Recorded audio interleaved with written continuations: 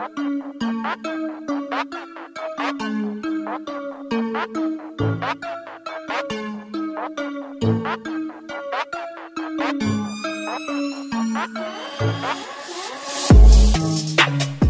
semuanya, kembali lagi ke channel yang seadanya ini.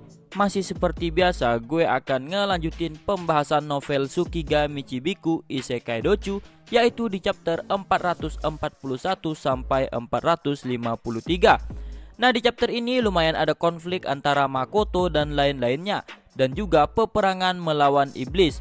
Nah, bagi kalian yang baru mampir, alangkah lebih baiknya untuk menonton video sebelumnya dulu biar tahu alur ceritanya. Dan jangan lupa juga untuk tekan subscribe-nya sebagai bentuk dukungan untuk channel ini ke depannya. Sekalian deh follow Instagram gua, karena di sana gue sering tanya jawab tentang anime dan lain-lainnya. Oke, jangan lama-lama lagi, langsung kita gasken. Anata Kuzunoha. Nani yo sono kao? 好きに思えばいいさ。ほんと自分に嫌気がさす。 Perang antara iblis dan manusia dimulai dan terus berlanjut. Raja Iblis Zeff juga tidak ada niat untuk menghentikan perang itu. Tomoki dari Kekaisaran Gritonia juga masih melanjutkan ekspansi militer mereka dengan rute yang masih sama seperti biasanya. Adapun Hibiki dari Kerajaan Limia pun tidak bisa menghindari pertempuran itu. Namun, Makoto belum mengetahui tujuan mereka dalam pawai militer itu, karena Makoto tidak ingin masuk lebih dalam untuk menyelidiki kekaisaran karena menghindari anggotanya terkena pesona Tomoki. Bahkan naga superior Ground juga telah datang ke Shige untuk berlindung dan menghindari hal tersebut. Pembicaraan Makoto dan Risui pun masih berlanjut. Mio dan Tomoe juga bersiaga mengawasi mereka dari bayang-bayang. Untuk menghindari masalah bagi semua orang di perusahaan yang bekerja di Shige, Makoto pun menyuruh Risui untuk menyerangnya bersama dengan Rona sesuai keinginan Rona. Namun, Risui menolaknya karena dia lebih suka bekerja sama dengan Makoto untuk melawan Rona. Risui mengatakan bahwa Rona telah meninggalkan jejak yang bisa dilacaknya sehingga dia tahu bahwa Rona pasti akan datang. Tiba-tiba, Tomoe menghubungi Makoto dan melaporkan bahwa dia telah melihat Rona dengan keadaan yang sangat aneh sehingga dia bertanya apakah mereka harus menangkapnya. Makoto pun mengatakan bahwa tidak perlu menangkapnya sampai dia melihatnya sendiri. Kemudian, Mio juga melapor untuk memperingatkan Makoto karena dia melihat Rona menggunakan mantra yang aneh. Pada saat Makoto fokus dengan transmisi pemikirannya dengan Tomoe dan Mio, suara bingung Risui pun mencapai telinganya. Seketika, Rona telah berada di depan Makoto dan melakukan kontak mata dengannya. Makoto pun merasakan udara abnormal di seluruh tubuh Rona yang menarik pandangannya. Rona pun mendekati Makoto dengan gerakan yang tidak normal dan mencoba menusuk Makoto dengan sesuatu yang hitam yang menutupi tangan kirinya dan tidak mungkin untuk dihindari lagi. Ini seperti rai kirinya milik Kakashi ya. Karena penghalang juga tidak berfungsi, Makoto pun terpaksa untuk menerimanya. Dia pun menurunkan pusat gravitasinya dengan kedua kakinya dan akan menahannya lalu meninjunya. Tepat di mana dorongan itu dibuat, Makoto pun merasakan tubuhnya seperti dicabik-cabik sehingga membuatnya berlutut. Suara Mio dan Tomoe pun terdengar. Pada saat Makoto melihat mereka, mereka pun sudah menangkap Rona. Makoto melihat ekspresi Rona yang seolah-olah dia tidak mengerti sama sekali apa yang terjadi di sana dan darah pun menyembur keluar dari seluruh tubuhnya. Makoto pun mencoba memastikan seluruh tubuhnya untuk melihat apakah darah juga keluar dari tubuhnya seperti yang terjadi kepada Rona. Serangan petir hitam yang dilakukan Rona memiliki kekuatan yang cukup besar sehingga membuat beberapa pohon dan batu telah ditumbangkan di belakang Makoto. Setelah itu, mereka pun mengirim Risui kembali ke pangkalan. Makoto yang berhasil bertahan pun kembali ke Asora dengan keadaan yang lemah. Pada saat Makoto memberitahu Shiki dan yang lainnya tentang situasinya dan meminta mereka memeriksa keadaan tubuhnya, Tomoe dan Mio pun telah kembali sambil menyeret Rona bersama mereka ke Asora. Saat mereka menanyakan keadaan Makoto, Shiki pun mengatakan bahwa dia telah mengatasinya menggunakan sihir penyembuhan normal. Kemudian, Makoto pun menyuruh Shiki untuk memeriksa Rona juga, dan Shiki pun segera melakukan persiapan untuk pembedahan. Tomoe pun bertanya kepada Shiki dan Tamaki tentang jenis serangan yang dilakukan oleh Rona.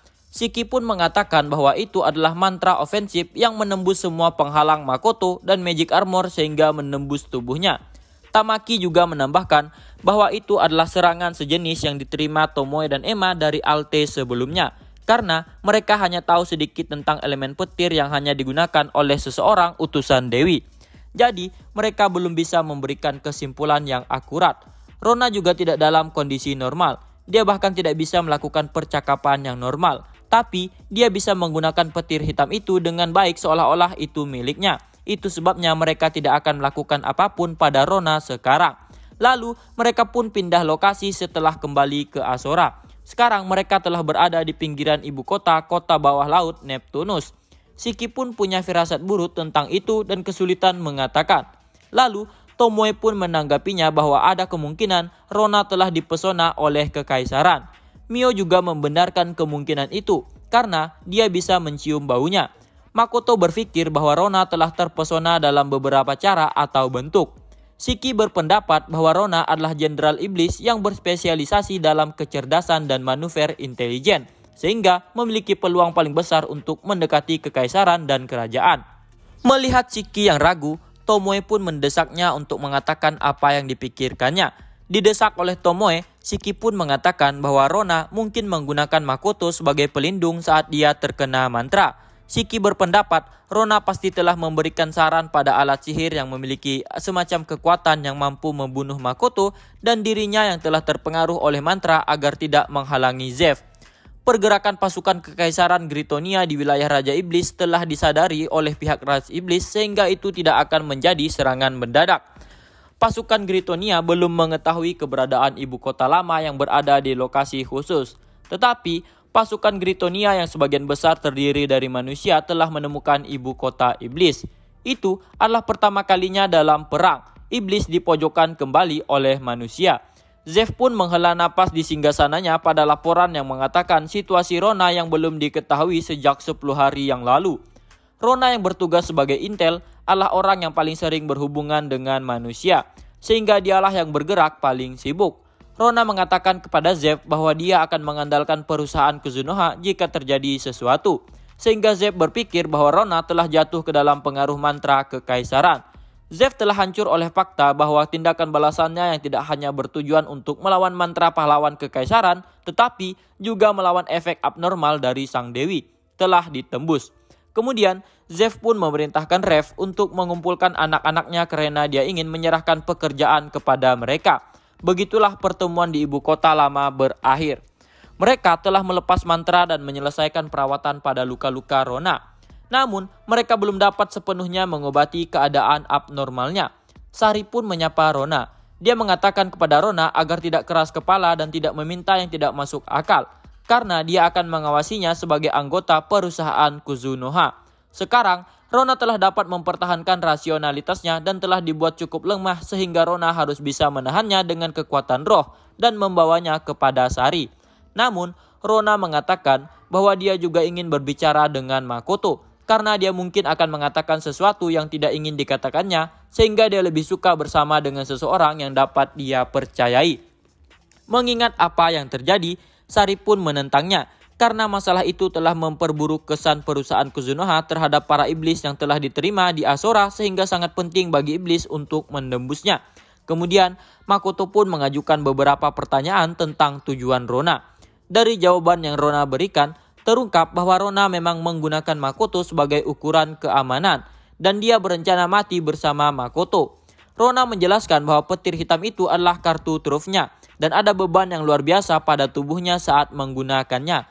Itu adalah senjata pembunuh satu pukulan yang tidak dapat mungkin dihindari.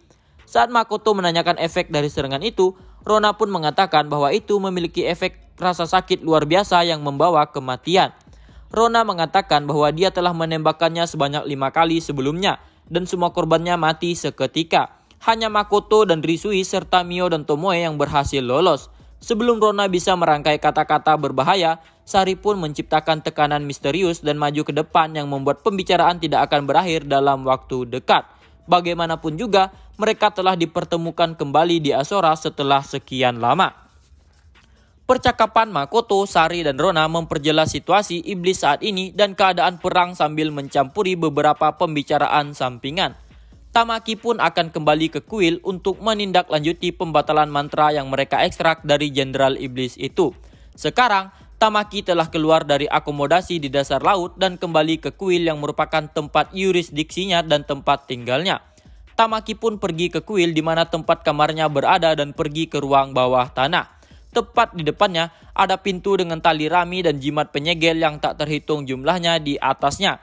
Tamaki pun merobeknya tanpa ragu-ragu dan masuk.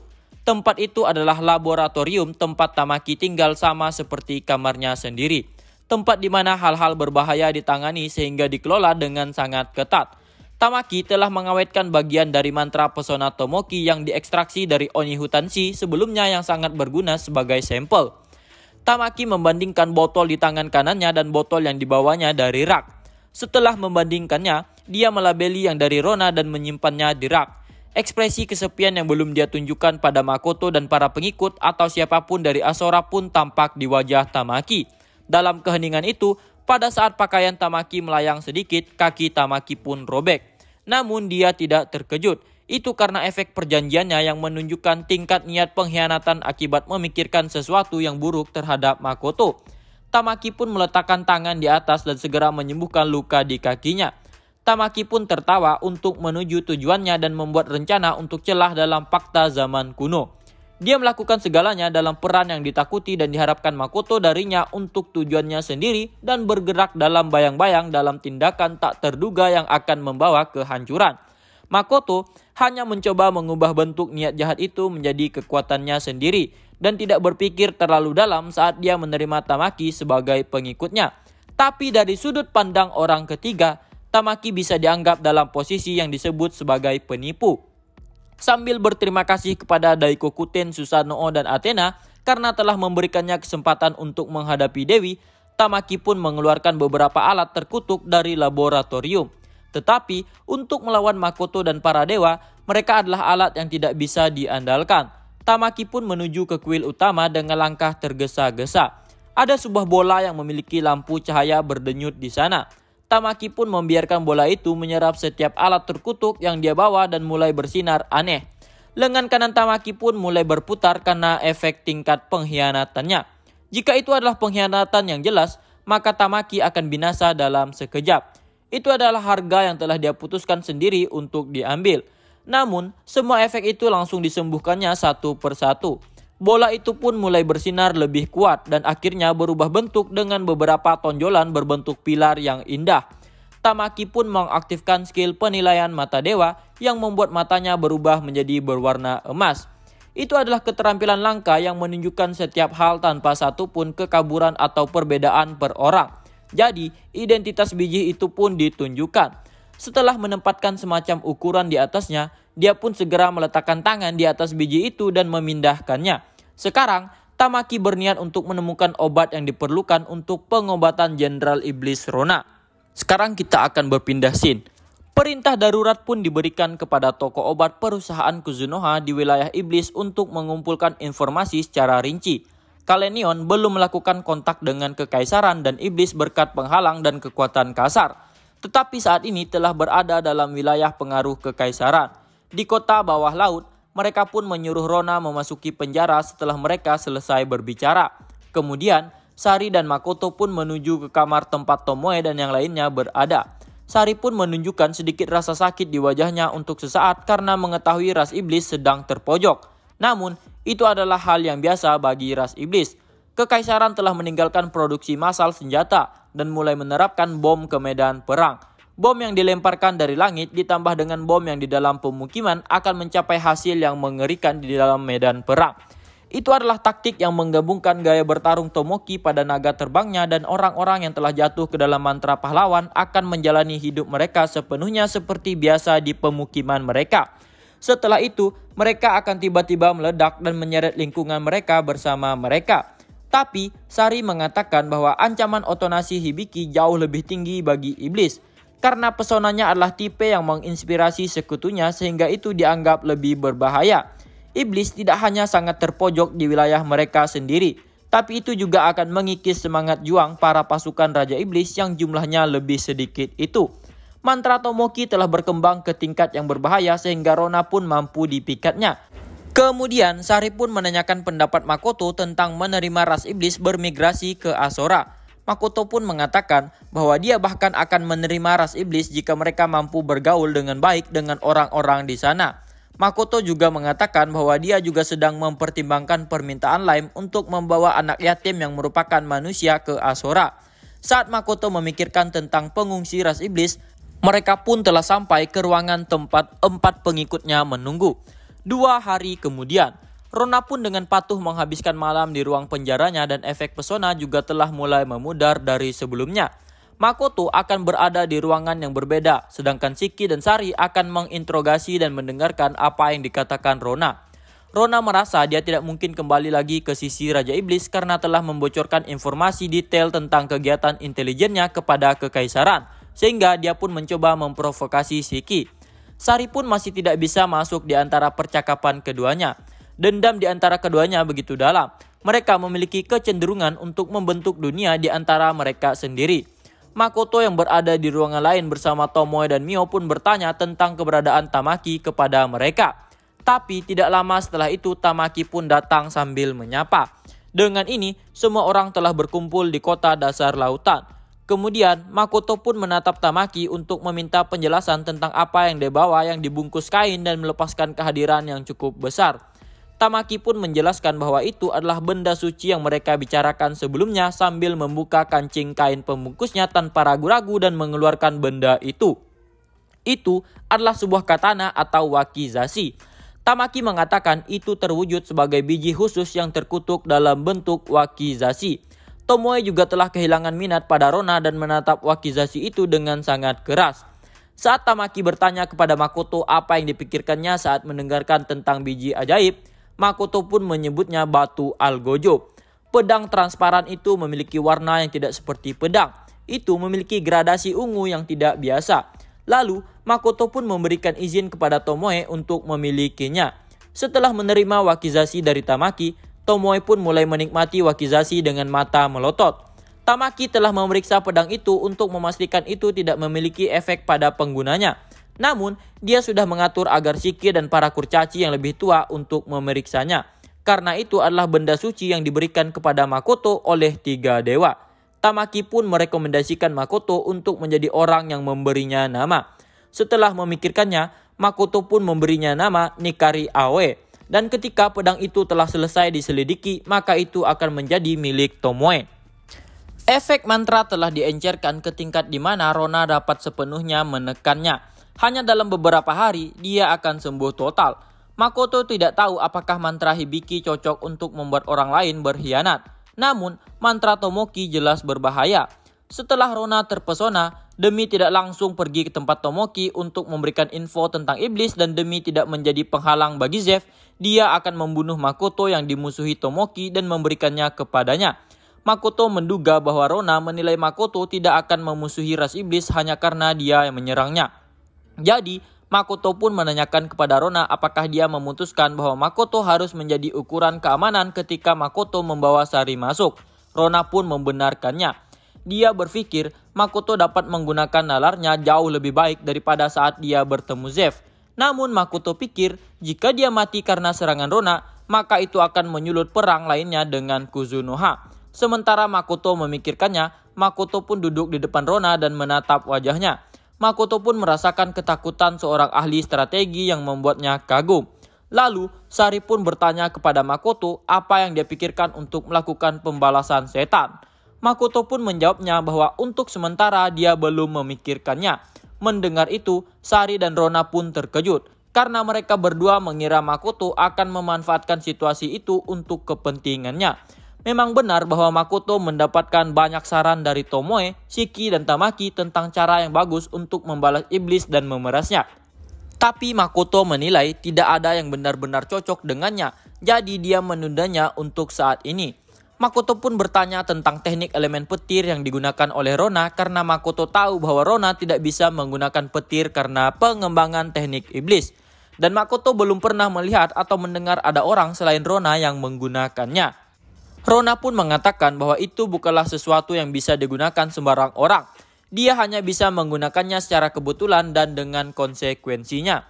Karena Rona merasa dia telah memberikan segala informasi yang dibutuhkan oleh Makoto dan setiap detik sangat berharga bagi ras iblis saat ini, Rona pun meminta Makoto untuk membebaskannya. Makoto pun menyetujuinya dan akan mengirimnya langsung ke Kalenion.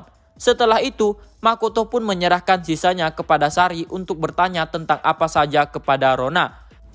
Makoto juga mempersilahkan Sari untuk meminta dibuatkan daftar dari orang-orang yang ingin dibawanya ke Asora kepada Rona. Sebelum Makoto pergi, Rona pun meminta izin untuk bertanya sesuatu kepada Makoto. Dia bertanya alasan Makoto tidak melakukan pembalasan terhadap iblis atas perbuatannya. Makoto pun menjawab bahwa alasannya karena dia memang belum memikirkan pembalasan yang akan diberikannya. Namun, masih ada kemungkinan dia akan melakukannya dan pada saat itu terjadi, iblis harus menerimanya. Makoto mengungkapkan itu hanyalah sebagai alasan agar iblis lebih waspada dalam bertindak. Mereka pun menutup mata Rona dan memperingatkannya untuk tidak menggunakan sihir sebelum mereka membawanya ke gerbang kabut. Makoto pun membebaskan Rona di sekitar utara Kalenion untuk menghindarkan dia dari masalah. Setelah mengucapkan terima kasih kepada Makoto, Rona pun mengangkat tangannya tanpa melihat ke belakang dan berlari ke dalam hutan yang luas dan menghilang dari pandangan. Selain membebaskan Rona, alasan Makoto datang ke sana secara pribadi untuk mengkonfirmasi momentum kekaisaran dan memastikan strategi yang Tomoki gunakan. Di sisi lain, bagaimana iblis menghadapinya. Setelah melihat dan mendengarnya, Makoto bisa kembali dan meminta pendapat semua orang. Dari informasi yang didapatkannya, kekaisaran sedang menginvasi lebih jauh ke utara, sehingga Makoto pun berencana untuk memeriksanya sendiri. Berkat tim bisnis asing perusahaan Kuzunoha di wilayah iblis yang membuat peta, Makoto pun tidak khawatir tentang di mana dia harus berteleportasi. Kemudian, Makoto pun tiba di tempat yang dekat dengan sejumlah pertempuran kecil di jalan. Pimpinan tim Forest Uni yang bertugas di sana pun menyambut Makoto. Mereka terdiri dari satu oni hutan yaitu dua kerabat bersayap, Ririto, Robal, Egi, Natsuha, dan Uduki. Untuk masalah perang itu telah berubah menjadi pertempuran daerah perkotaan. Dengan kata lain, kekaisaran telah memenangkan pertempuran di dinding luar dan cepat atau lambat iblis akan dipaksa mundur dari sana. Mereka pun melaporkan situasi di sana, di mana manuver internal kekaisaran yang menjadi spesialisasi mereka telah terbukti berguna di sana dengan mantra pesona yang membuat orang berkhianat. Kekaisaran juga menambah peledak yang membuat pukulan langsung di dinding luar, sehingga menciptakan lubang besar. Rito mengatakan bahwa Gritonia berencana menjadikan Belguard yang memiliki dinding luar yang kokoh sebagai basis mereka sambil menunggu bala bantuan Limia dan pasokan dukungan dari negara lainnya sebelum melanjutkan pawai mereka. Rito juga menyarankan Makoto untuk memberi mereka waktu beberapa hari lagi untuk masuk dan mendapatkan informasi yang lebih detail. Namun, Makoto langsung menolaknya karena tidak ingin mereka terkena pesona Tomoki. Setelah Makoto menjelaskan situasi tentang Rona yang terkena sihir, Rito pun mengangguk. Makoto pun memerintahkan Rito untuk memberitahu tim yang lain agar tidak menyusup dan melakukan kontak. Urusan Makoto di sana pun sudah selesai dan sekarang dia akan kembali ke Asora. Nah, jadi menurutku ini si Makoto kok kayak di nerf ya. Kayak agak cupu gitu kan. Nggak segreget yang kayak di awal-awal dulu kayak ngelawan Dewa Samal atau yang lainnya gitu. Itu adalah ketiga kalinya pertempuran besar dimulai, tetapi tidak ada pemberitahuan atau efek dari Dewi yang dirasakan Makoto. Pihak iblis akan mengalami perubahan besar dalam tujuan mereka karena Rona telah kembali sehingga itu akan membuat pihak iblis tidak akan ditekan dengan mudah. Suasana Shige masih berjalan dengan normal. Meski perang antara human dan iblis sedang berlangsung, Shige yang merupakan kota para pedagang memilih melanjutkan roda kehidupannya tanpa berniat ikut campur dalam perang yang berlangsung. Kota iblis Belguard telah jatuh ke tangan Gritonia sebelum malam seperti dugaan Rito. Negara merdeka Shige pun harus menunjukkan sikap dalam perang itu juga. Menurut pertemuan di Asora tentang perusahaan Kuzunoha, mereka hanya dibebankan untuk memberikan sejumlah uang dan barang-barang untuk perang. Sambil menyikat pedang miliknya yang telah diberi nama baru Madorami Kuharu oleh Makoto, Tomoe pun melaporkan bahwa Laurel akan mengusulkan pembukaan rute darat dengan Shige dalam waktu dekat. Lalu Makoto pun menanyakan sumber informasi yang didapatnya. Tomoe pun mengatakan bahwa dia mendapatkannya dari jaringan naga. Tomoe juga mengatakan bahwa Laurel akan mengirim kesatria naganya ke utara dan berpartisipasi dalam perang.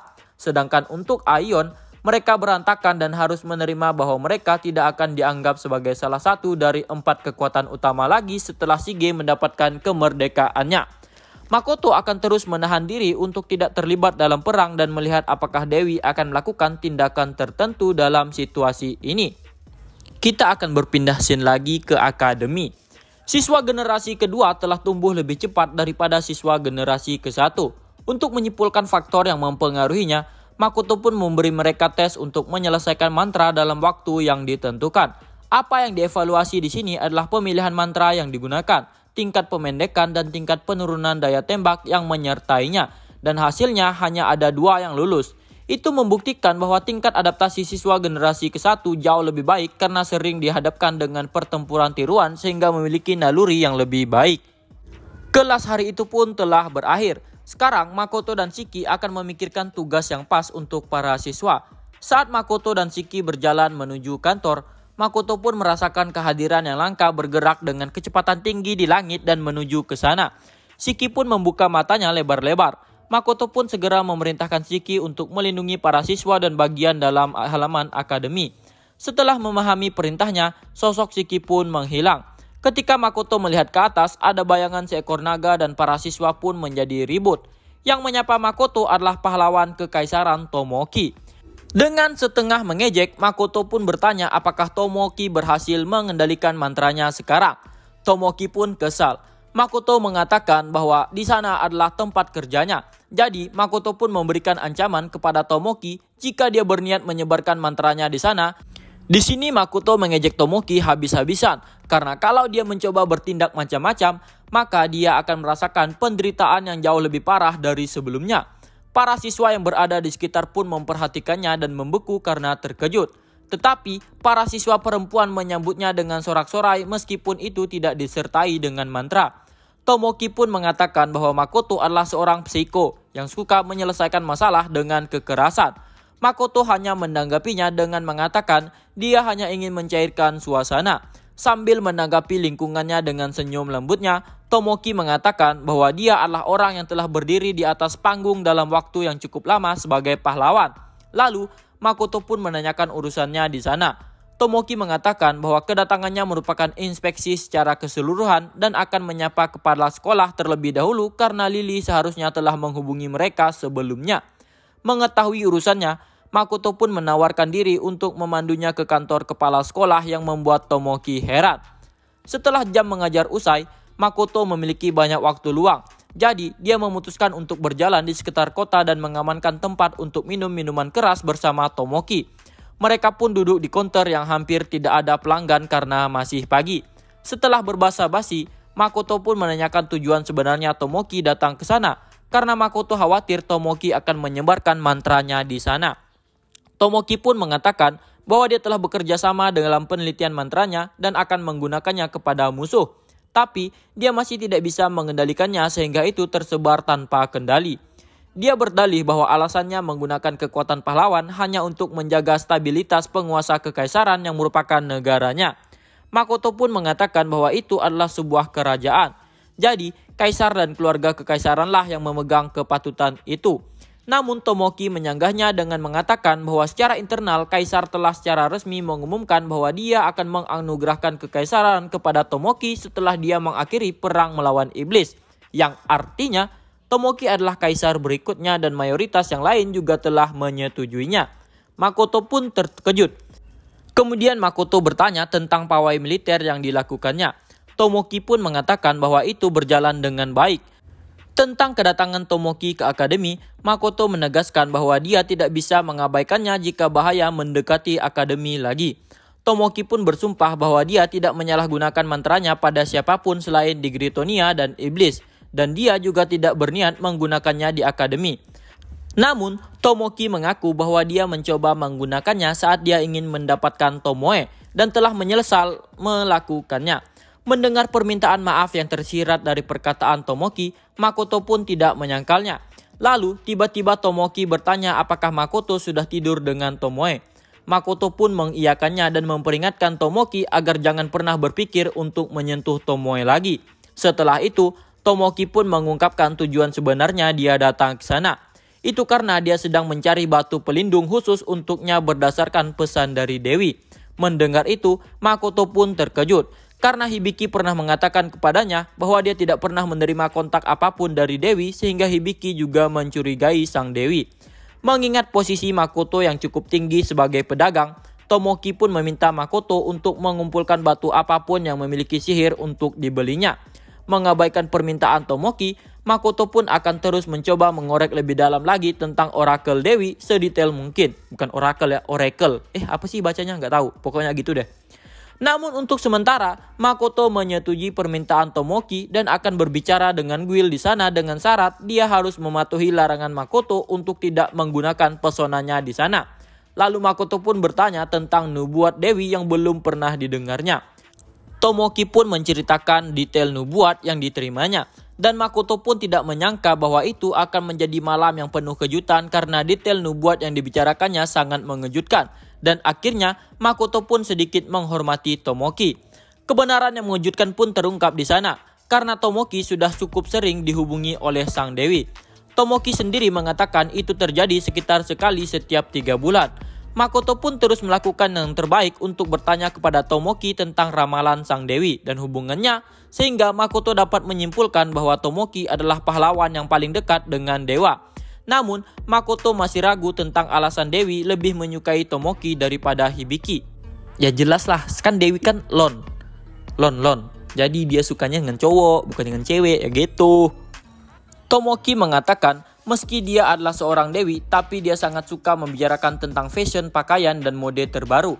Selain itu, Dewi juga sibuk karena dia terikat pada aturan dewa yang kasar untuknya, sehingga Tomoki sering dibuat untuk mendengarkan keluhannya. Lalu, Makoto pun menanyakan siapa nama Dewi sebenarnya, dan Tomoki menjawab bahwa dia juga tidak tahu dan dia juga tidak pernah memikirkannya.